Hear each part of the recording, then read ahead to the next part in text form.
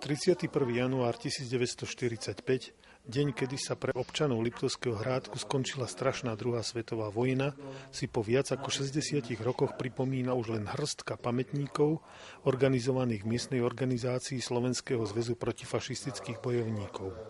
Čo je príčinou nezáujmu verejnosti o túto časť našej histórie? V dnešnej dobe, bohužiaľ, sa na túto časť dejín nášho národa zabúda. Mladá generácia si myslí, že rozhodujúce operácie vo vojne boli na Atlantickom pobreží alebo v Severnej Afrike.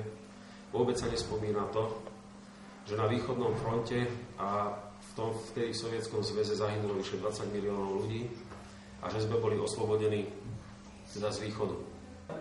Je to obdobie pre mladých ľudí už vzdialené. Keď si pozriete súčasné učebnice dejepisu, no tak tam sa Slovenské národné povstanie a výsledky druhej svetovej vojny pripomínajú len okrajovo, alebo vôbec. Je mi ľúto, že toto naše zhromaždenie sa koná v takejto, povedal by som, komornej atmosfére. Ak udalosti, ktoré sú medzníkmi na ceste národa ku samostatnému štátu, vykúpené krvou a obeťami, nemajú upadnúť do zabudnutia, tak ich pripomínanie, oživovanie nemôže byť záležitosťou jednej málopočetnej organizácie seniorov.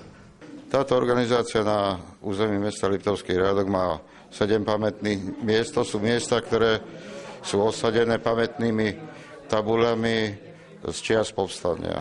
Má význam pripomínať si tieto udalosti, pretože keď sme svedkami toho, ako sa rozvíja revanšistické hnutie, ako sa rozvíjajú násilnosti, tak pripomínať si práve odkaz Slovenského národného povstania, protifašistického odboja, tak to je vlastne najhlavnejšou úlohou Zväzu protifašistických bojovníkov.